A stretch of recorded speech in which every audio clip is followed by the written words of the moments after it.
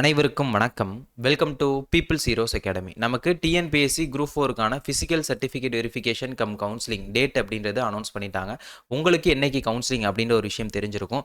இதில் நிறைய பேருக்கு சென்னைக்கு புதுசாக இருப்பீங்க.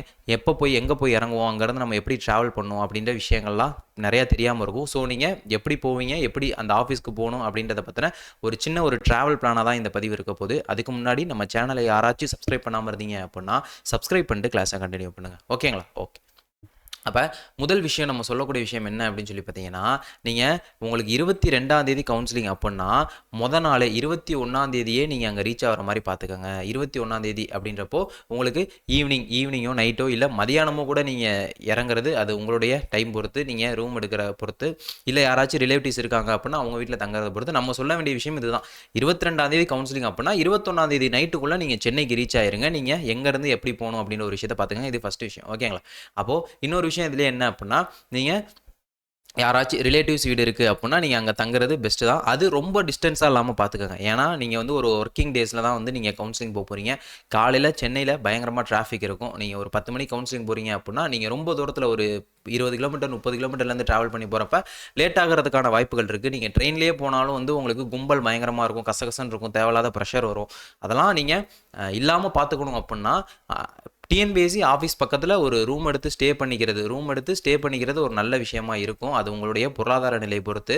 இல்லை அப்படின்ற பட்சத்தில் அட்லீஸ்ட் ஒரு 10 கிலோமீட்டர் சரௌண்டிங்கில் யாராச்சும் இருந்தாங்க அப்படின்னா, ஒரு ரிலேட்டிவ்ஸோ ஒரு ஃப்ரெண்ட்ஸோ இருந்தாங்க அப்படின்னா அட்லீஸ்ட் ஒரு 10 கிலோமீட்டர்ஸ் மேக்ஸிமம் 10 கிலோமீட்டர் சரௌண்டிங்குள்ளே யாராச்சும் இருந்தாங்க அப்படின்னா அங்கே தங்கிக்கங்க. 10 கிலோமீட்டர்ஸ் தாண்டி போகிறீங்க அப்படின்ற பட்சத்தில் நீங்கள் உங்களுக்கு ஆஃபீஸ் அப்படின்னா நீங்கள் இன்னும் கொஞ்சம் சீக்கிரமாக, இல்லை அப்படி யாரும் இல்லை என்னால் ரூம் எடுக்க முடியாது அப்படின்னா நீங்கள் 20 கிலோமீட்டர் 30 கிலோமீட்டர்லேருந்து வரீங்க அப்படின்னா அதுக்கேற்ற மாதிரி நீங்கள் ப்ரிப்பேர் ஆகி காலையில் ஒரு 6 மணி 7 மணிக்கெல்லாம் கிளம்பி வர மாதிரி இருக்கும். 6 மணிக்கெல்லாம் கிளம்பி வர மாதிரி இருக்கும். ஏன்னா பயங்கர டிராஃபிக்காக இருக்கும் காலையில்.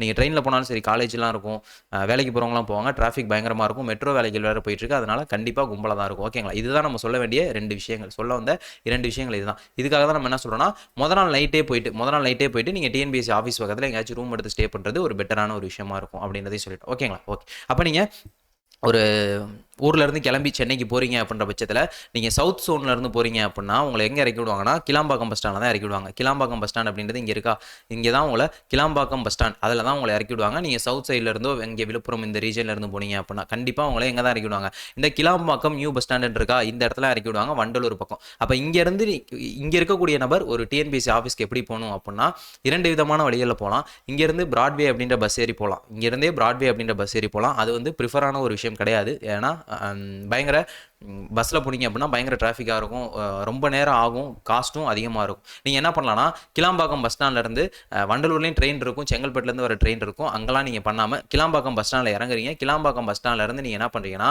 தாம்பரம் பஸ் ஏறிடுங்க.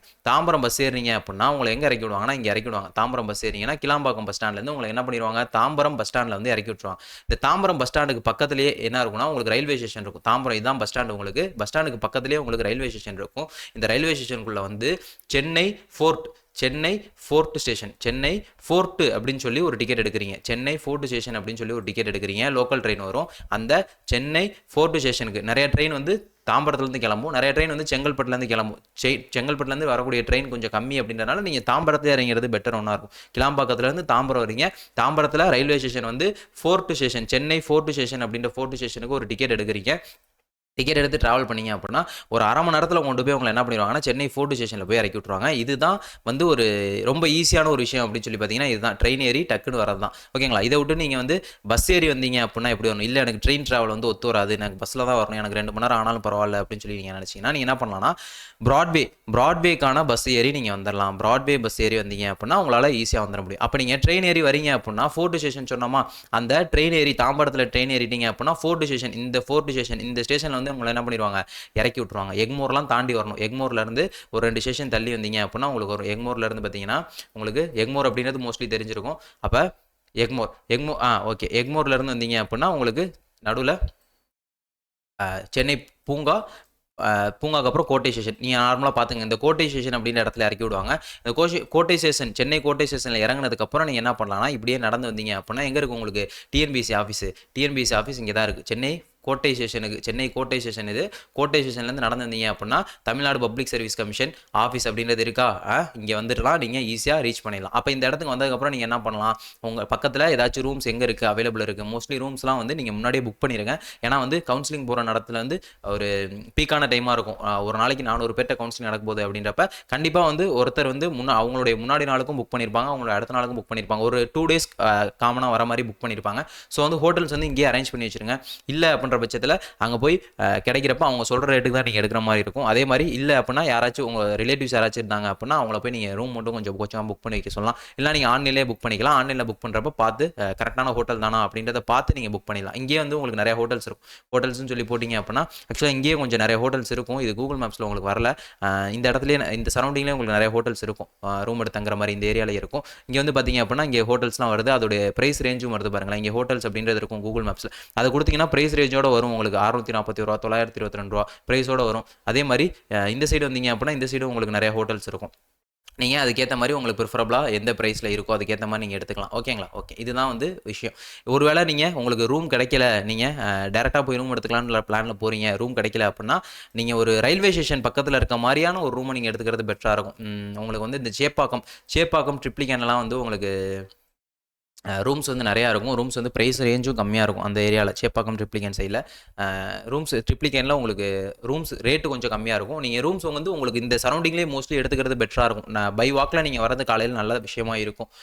நம்ம சொல்கிற மாதிரி காலையில் டிராஃபிக்காக இருக்கும். நீங்கள் ட்ரெயினில் வரதை விட பஸ்ஸில் வரதோட பை வாக் வரது நல்ல விஷயமா இருக்கும். அதனால் ரூம்ஸ் வந்து இந்த டிஎன்பிஎஸ்சி ஆஃபீஸ் பக்கத்தில் எடுத்துக்கிற மாதிரி இருக்கும். எங்கேயோ போய் காசு கொடுத்து எடுக்கிறதுக்கு இங்கே பக்கத்தில் அட்லீஸ்ட் ஒரு 1 கிலோமீட்டராக இருந்தாலும் பரவாயில்ல, நம்ம என்ன பண்ணிடலாம், நடந்து வந்தாலும் அது பிரச்சனை கிடையாது. ஓகேங்களா? இதுதான் நீங்கள் கிளாம்பாக்கத்தில் இறங்குவங்க பண்ண வேண்டிய விஷயம். மற்ற எல்லாருமே பண்ணக்கூடிய விஷயம். ஒருவேளை நீங்கள் கிளாம்பாக்கத்தில் இறங்காமல் நீங்கள் ட்ரெயினில் வரீங்க, சவுத் சைட்லேருந்து ட்ரெயினில் வரீங்க அப்படின்னா உங்களை என்ன பண்ணுவாங்க, எக்மோர் ஸ்டேஷனில் இறக்கி விடுவாங்க. எக்மோர் ஸ்டேஷனில் இறங்குறீங்க. அவங்க நீங்கள் என்ன பண்ண அவசியம் இல்லை, தாம்பரம் ஸ்டேஷனில் இறங்கணும் அவசியம் கிடையாது. பஸ் ஸ்டாண்டில் வந்தீங்கன்னா கிளாம்பாக்கம் பஸ் ஸ்டாண்ட்லேருந்து தாம்பரத்துலேருந்து ட்ரெயினில் வரணும். நீங்கள் எக்மோர் வரீங்க அப்படின்னா எக்மோர் வந்துடுறீங்க அப்படின்னா எக்மோரில் இறங்கினதுக்கப்புறம் ஃபோன்லேயே வந்து டிக்கெட் புக் பண்ணுறதுக்கு ஒரு ஆப் இருக்கும். இல்லைனா நீங்கள் வெளியே போய் கூட என்ன பண்ணிடலாம், ஸ்டேஷனில் போய் டிக்கெட் எடுத்துருந்தாலாம். சென்னை எக்மோர்லேருந்து பீச்சு போகிற ஸ்டேஷன் ஒரு தாம்பரத்துலேருந்து ஒரு ட்ரெயின் வரும் இல்லையா, அந்த தாம்பரத்துலேருந்து வரக்கூடிய அந்த லோக்கல் ட்ரெயின் சென்னை எக்மோர் தாண்டி தான் போகும். சென்னை பீச்சுன்னு சொல்லி போகும். அந்த ட்ரெயினில் ஏறினீங்க அப்படின்னா இந்த சென்னை எழும்பூர் இருக்கா, இந்த எழும்பூரில் நீங்கள் ஏறுறீங்க அப்படின்னா அதே ஃபோர்ட் ஸ்டேஷன், அதே சென்னை ஃபோர்ட் ஸ்டேஷனுக்கு டிக்கெட் எடுக்கிறீங்க. அதே ஃபோர்ட் ஸ்டேஷனுக்கு டிக்கெட் எடுக்கிறீங்க. உங்களை என்ன பண்ணுவாங்க, 2 ஸ்டாப் தள்ளி கொண்டு போய் திரும்ப உங்களை ஃபோர்ட் ஸ்டேஷனில் இறக்கி விட்ருவாங்க. எக்மோரில் இறங்குறவங்க என்ன பண்ணணும், இந்த விஷயம் தான் பண்ணணும். எக்மோரில் இறங்குனீங்கனாலும் இதே தான், ட்ரெயின் தான். நீங்கள் கிளாம்பாக்கத்தில் இறங்கினாலும் ட்ரெயின் தான், தாம்பரத்தில் இறங்கினாலும் ட்ரெயின் தான். ஓகேங்களா? ஓகே, இதான் சென்னை கோட்டையில் இறங்கணும்னு உங்களுக்கு வந்துடுது. இல்லை நான் பஸ்ஸில் வரேன் அப்படின்னு சொல்லி பார்த்தீங்கன்னா உங்களுக்கு ப்ராட்வே அப்படின்ற பஸ் ஏறினீங்கன்னா வந்துடலாம். ப்ராட்வே பஸ் ஸ்டாண்டும் உங்களுக்கு இங்கே தான் பக்கத்தில் தான் இருக்குது. ஸோ ஒன்றும் பிரச்சனை இல்லை. ஓகேங்களா?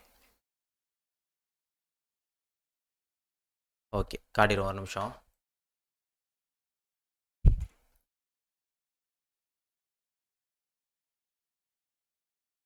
Broadway bus stand. ஓகேவா?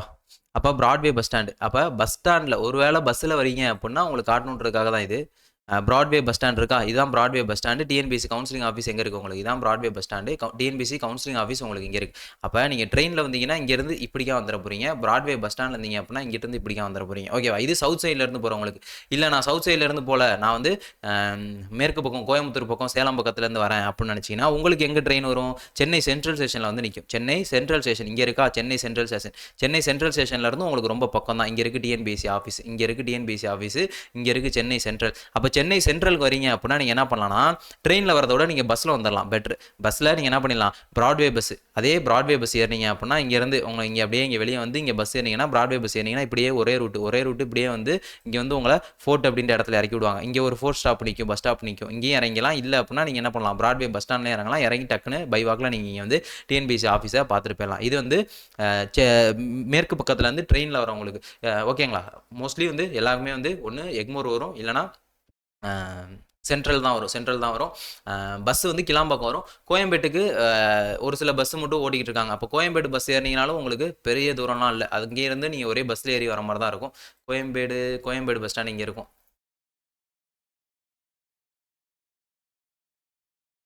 ஓகேவா? ஒரு நிமிஷம் வெயிட் பண்ணுங்க. ஓகே,